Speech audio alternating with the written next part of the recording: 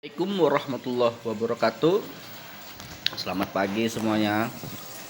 Hari ini materi kita tentang teks debat yang kedua ya. Ini sambungan materi kita yang kemarin di hari Senin. Nah, masih seperti yang kemarin tentang jenis-jenis debat ya. Kemarin sudah kita bahas tentang debat kompetitif. Kemudian yang kedua debat parlementer. Di sini dicontohkan ada metode atau jenis debat parlementer Australia. Yang kedua jenis debat parlementer Inggris ya. Dan yang terakhir yang ketiga maksud saya jenis parlementer Asia. Nah, kemudian yang ketiga debat proposal ya. Dalam gaya ini dua tim menjadi penganjur dan penentang sebuah rencana yang berhubungan dengan topik debat yang diberikan. Topik yang diberikan umumnya mengenai perubahan kebijakan yang diinginkan dari pemerintah.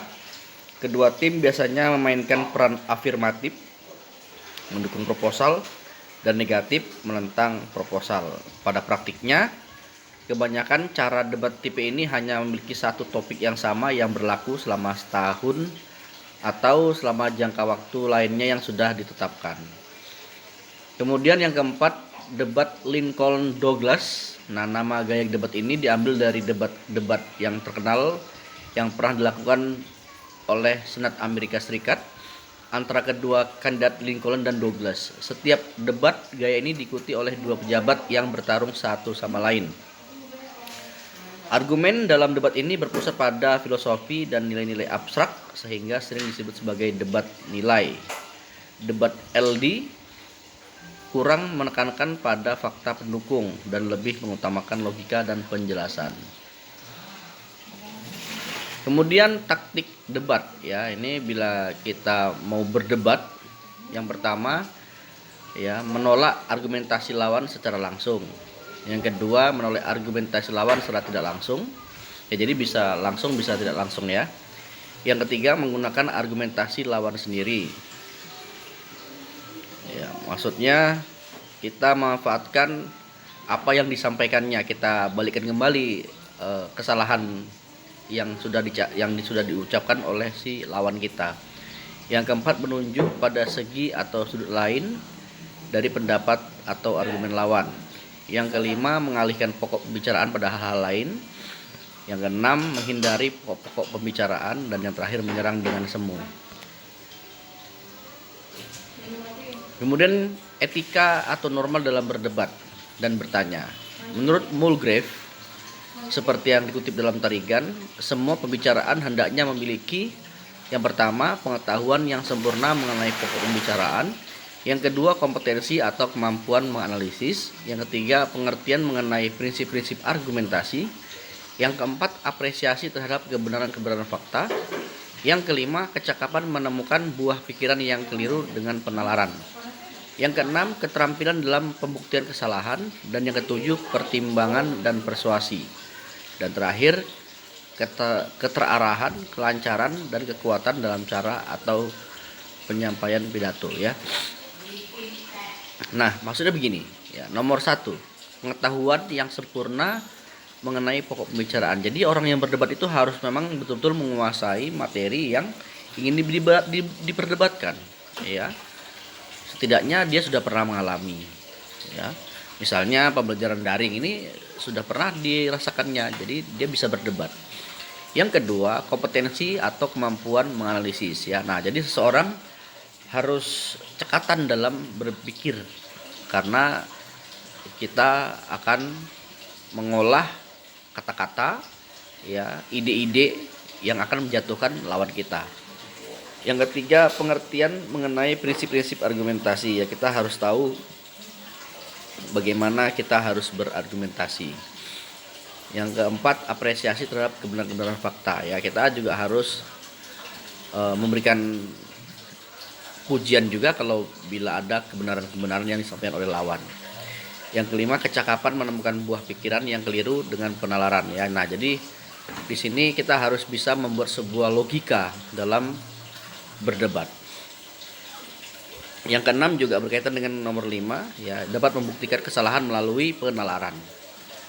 Kemudian yang ketujuh, pertimbangan dan persuasi, ya. Yang kedelapan, keterarahan, kelancaran dan kekuatan dalam cara atau penyampaian pidato, ya. Nah, ini kekuatan kita dalam menyampaikan argumentasi kita, ya. Oke.